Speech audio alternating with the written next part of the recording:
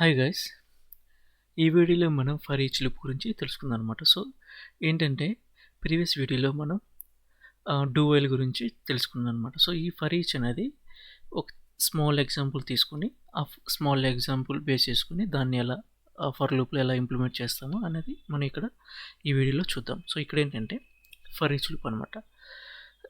The for each loop works by the iteration through the list of items like in array, one item at a time, and executing the whatever actions are in the body of the action. So ఏంటంటే ఒక్కొక్క each time ఒక ఐటెంని మనం process చేస్తామని చెప్పేసి ఈ for each లూప్లో చెప్తుంది అనమాట. సో ఇక్కడ ఏంటంటే సింపుల్ ఎగ్జాంపుల్ తీసుకుందాము. సో ఏంటంటే నేను ఒక ఎరే తీసుకుంటాను, వేర్_ఎర్రర్. సో ఈ ఎరేలో నేను కలర్స్ని స్టోర్ చేసుకుంటాను అనమాట.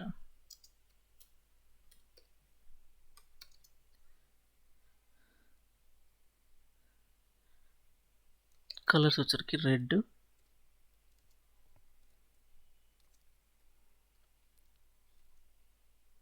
బ్లూ, గ్రీన్,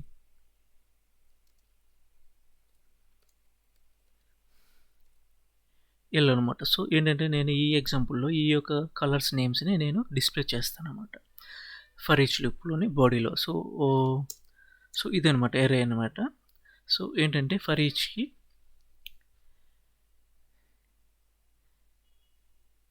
ఇదనమాట. సో ఏంటంటే యూపాత్ ఓపెన్ చేద్దాం. సో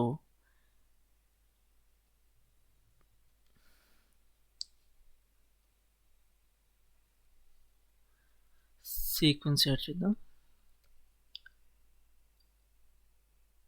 ఈ సీక్వెన్స్లో మనం ఫస్ట్ ఆఫ్ ఆల్ ఎరే క్రియేట్ చేద్దాం అనుకున్నాం కదా. సో దానికోసం ఎస్ఎన్ ఒక యాక్టివిటీని యాడ్ చేద్దాం. ఎస్ఎన్లో కంట్రోల్-K వేర్_ARR ఎరే అనమాట. సో ఈ ఎరేలో నేనేం చేస్తున్నానంటే ఈ కలర్స్ని నేను యూజ్ చేసుకుంటాను. సో కాపీ పేస్ట్ చేద్దాం.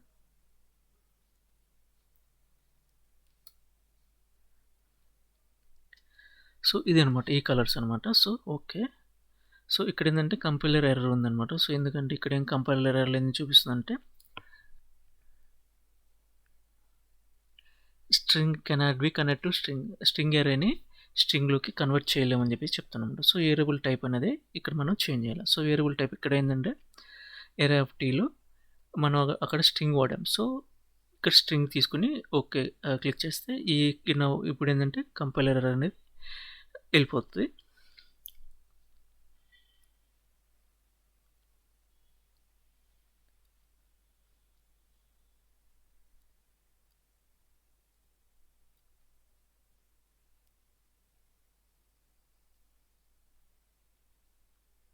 సో ఇక్కడ ఏంటంటే ఇక్కడ మనకి ఇనిషియలైజేషన్ అనేది చేయాలన్నమాట. సో అందుకోసం మనం ఏంటంటే న్యూ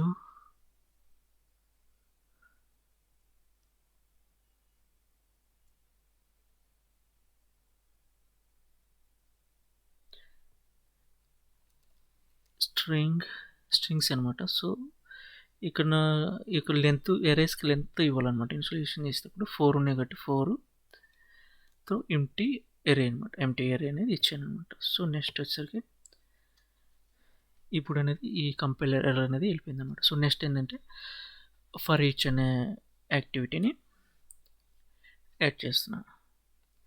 ఇక్కడ మనకి మల్టిపుల్ ఉంటాయన్నమాట ఫర్ ఈచ్ అనేది. For each email, for each row in data table, for each file in folder, for each folder in folder, తర్వాత ఫర్ ఈచ్ అనేది ఉంటుంది అన్నమాట మెయిన్. ఇక్కడ ఫర్ ఈచ్ అనేది ఈ యొక్క యాక్టివిటీని యాడ్ చేద్దాం.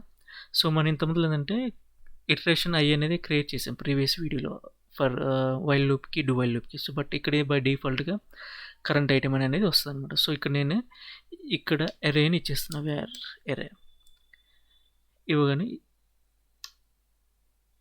ఇచ్చేసిన తర్వాత నేను ఏం చేస్తున్నానంటే నేను ఇక్కడ కరెంట్ ఐటెంని ఈ ఎరేని మొత్తం దీనిలోకి వస్తుంది వచ్చేసి 1 by 1 అనేది ఇటరేట్ అవుతాను అనమాట ఆటోమేటిక్గా ఇక్కడ. సో నేను ఏం చేస్తుంటే ఒక మెసేజ్ బాక్స్ తీసుకుంటున్నాను, మెసేజ్ బాక్స్ యాడ్ చేశాను.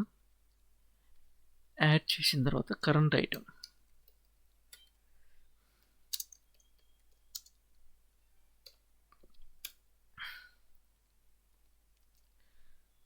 కరెంట్ ఐటమ్ అనేది dot to string.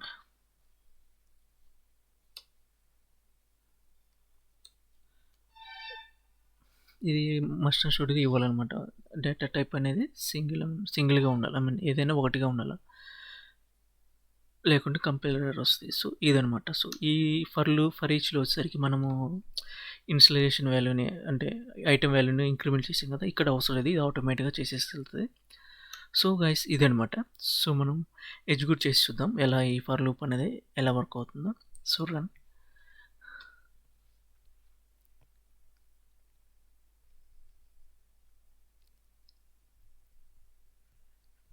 So first iteration red అనేది వచ్చేసింది. Second iteration blue, third iteration green, fourth iteration yellow. So items అయిపోయినాయి. సో ప్రాసెస్ అనేది కంప్లీట్ అయింది అనమాట. సో ఇది గైస్ ఫర్ ఈచ్ అనేది ఎలా వర్కౌట్ అవుతుందని. సో